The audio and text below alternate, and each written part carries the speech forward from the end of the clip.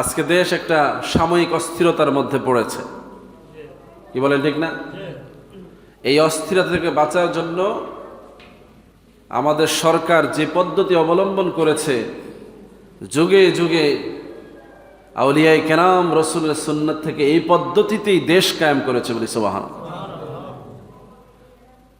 শান্তি সম্প্রীতির প্রচার, সকল ধর্মের মানুষের প্রতি সুবিচার, দেশ কাল পাত্র ভেদে মুসলমানদের ব্যক্তিগত স্বাতন্ত্র্য, ইসলাম ধর্মের মাধুর্য এবং সমৃদ্ধ অবস্থা তুলে ধরে অন্য ধর্মের মানুষকে নিরাপত্তা দিয়ে ভালোবাসা দিয়ে এক একটা রাষ্ট্র কায়েম হয়েছে, কি বলেন ঠিক কিনা? আউলিয়ায়ে কেরাম এই জমিনে দ্বীনের দাওয়াত দিয়েছেন। অন্য ধর্মাবলম্বী মানুষগুলো তাদের এই দাওয়াতে মহাবিষ্ট হয়ে ইসলামের শান মান মর্যাদাকে উপলব্ধি করতে সক্ষম হয়ে ইসলামের মধ্যে দাখিল হয়েছে বলি সুবহানাল্লাহ। শুধু তাই না, তারা অনুপ্রাণিত হয়ে তাদের সম্পদ, তাদের ধন সম্পত্তি পর্যন্ত তারা ইসলামের জন্য উৎসর্গ করেছে। অন্য ধর্মের মানুষগুলো মুসলমানদের পাশে স্বাধীনভাবে থেকে শান্তিপূর্ণ জীবন যাপন করায় অভ্যস্ত হয়ে পড়েছে, কি বলেন ঠিক কিনা? সেই জায়গাটাকে আজকে যারা অস্থির করছে, তারা যখন দেশ নিয়ে ষড়যন্ত্র করছে, তখন আমাদের দেশের সরকার আবার সেই পুরানো পদ্ধতিটাকেই আহ্বান করেছে। এদেশের আলেম ওলামা, সকল ঘরানার রাজনৈতিক নেতৃবৃন্দ সবাইকে এক জায়গায় বসিয়ে একথাই বলতে চেয়েছে যে কথা বিশ্বনবী মুহাম্মদুর রাসূলুল্লাহ সাল্লাল্লাহু আলাইহি সাল্লাম 1400 বছর আগে মক্কার জমিনে বলে গেছেন বলি সুবহানাল্লাহ। কারণ এছাড়া শান্তি আসার কোনো রাস্তা নাই। এই পথ ছাড়া পৃথিবীতে শান্তি কায়েম করার আর কোনো উপায় নাই। সকল প্রচেষ্টা ব্যর্থ হবে, সকল ক্ষমতা ধ্বংস হবে। একমাত্র মানবতার নবী মুহাম্মদুর রাসূলুল্লাহ সাল্লাল্লাহু আলাইহি সাল্লামের সুন্নতি শান্তি কায়েম করতে পারে বলি সুবহানাল্লাহ।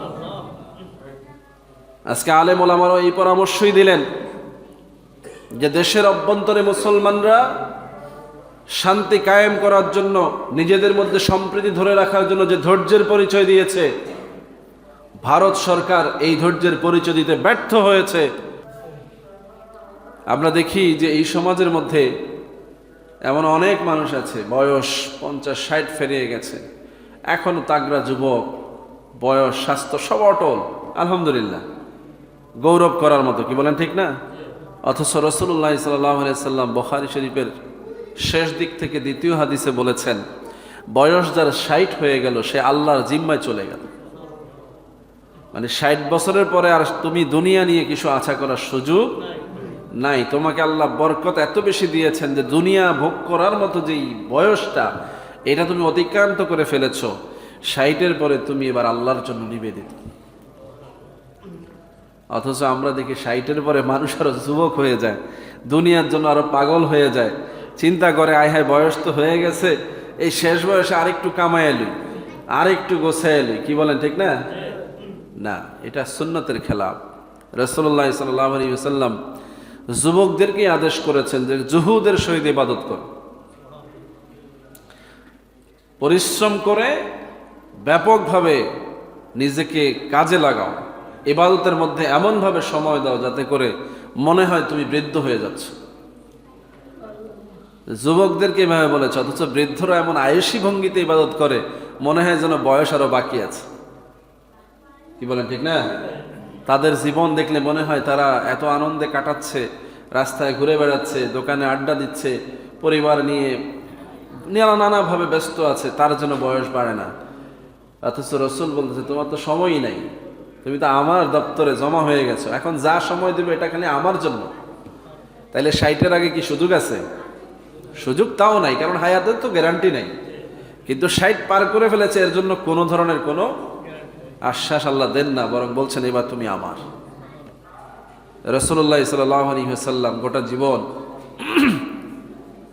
উম্মতের জন্য কেন কাঁদলেন? আমরা এই বিষয়গুলো ভাবি না। রাসূল জন্মের পরপরই জমিনে সেজদায় কেন পড়লেন? মায়ের গর্ভ থেকে সন্তান পৃথিবীতে এসে হাত পা নাড়ে আনন্দে পৃথিবী দেখে খুশি হয়, অথচ নবীজি জমিনে নেমেই উম্মতের জন্য কেঁদে কেটে অস্থির হয়ে গেলেন। বিশ্বাস হয়নি কথাগুলো? হ্যাঁ, নবী সেজদায় পড়ে একটাই শুধু আল্লাহর কাছে চাইলেন, আল্লাহ আমার উম্মতের কি হবে, আমার উম্মত, রব্বি হাবলি উম্মতি, আল্লাহ আপনি আমার উম্মতের জন্য কি ব্যবস্থা রেখেছেন, আমাকে তো জমিনে পাঠাইয়ে দিলেন। কারণ নবী তো জানতেন যে নবী জমিনে আসার পরে আর কোন নবী আসবে, উম্মতের হায়াত শেষ, এই শেষ উম্মত, এই আখেরি উম্মত, এই উম্মতদের জন্য আর কেউ মেসেজ নিয়ে আসবে না। পৃথিবীর মানুষের জন্য ইতিপূর্বে বহু নবী এসেছে, একজন নবী চলে গেলে আরেকজন নবী আসার সম্ভাবনা ছিল, কিন্তু আমি নবী চলে এসেছি, আমার পরে আমার উম্মতের জন্য আর কেউ কোনো নতুন মেসেজ নিয়ে আসবে না। এই জন্য নবী পেরেশান ছিলেন, গোটা জীবনটা নিজের মেসেজ দিয়ে উম্মতকে বাঁচানোর চেষ্টা করেছেন। এই কথাগুলো উপলব্ধি করার মতো সময় এখন আমাদের নাই। দেখেন, বাস্তবতা আমাদেরকে মাঝে মাঝে পরিস্থিতিতে দাঁড় করাইয়া দেয়, তারপরেও আমরা বুঝি না, স্বীকার করি না। আজকে দেশ একটা সাময়িক অস্থিরতার মধ্যে পড়েছে, কি বলেন ঠিক না?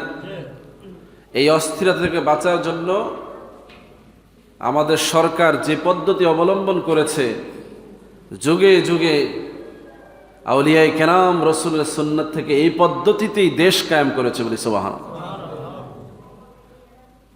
শান্তি সম্প্রীতির প্রচার, সকল ধর্মের মানুষের প্রতি সুবিচার, দেশ কাল পাত্র ভেদে মুসলমানদের ব্যক্তিগত স্বাতন্ত্র্য, ইসলাম ধর্মের মাধুর্য এবং সমৃদ্ধ অবস্থা তুলে ধরে অন্য ধর্মের মানুষকে নিরাপত্তা দিয়ে, ভালোবাসা দিয়ে এক একটা রাষ্ট্র কায়েম হয়েছে, কি বলেন ঠিক কিনা?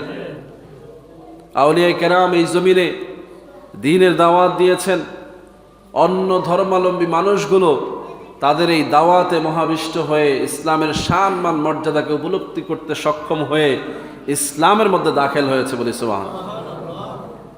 শুধু তাই না, তারা অনুপ্রাণিত হয়ে তাদের সম্পদ, তাদের ধন সম্পত্তি পর্যন্ত তারা ইসলামের জন্য উৎসর্গ করেছে। অন্য ধর্মের মানুষগুলো মুসলমানদের পাশে স্বাধীনভাবে থেকে শান্তিপূর্ণ জীবন যাপন করায় অভ্যস্ত হয়ে পড়েছে, কি বলেন ঠিক কিনা? সেই জায়গাটাকে আজকে যারা অস্থির করছে, তারা যখন দেশ নিয়ে ষড়যন্ত্র করছে, তখন আমাদের দেশের সরকার আবার সেই পুরানো পদ্ধতিটাকেই আহ্বান করেছে। এদেশের আলেম ওলামা, সকল ঘরানার রাজনৈতিক নেতৃবৃন্দ সবাইকে এক জায়গায় বসিয়ে একথাই বলতে চেয়েছে যে কথা বিশ্বনবী মুহাম্মদুর রাসূলুল্লাহ সাল্লাল্লাহু আলাইহি সাল্লাম 1400 বছর আগে মক্কার জমিনে বলে গেছেন বলি সুবহানাল্লাহ।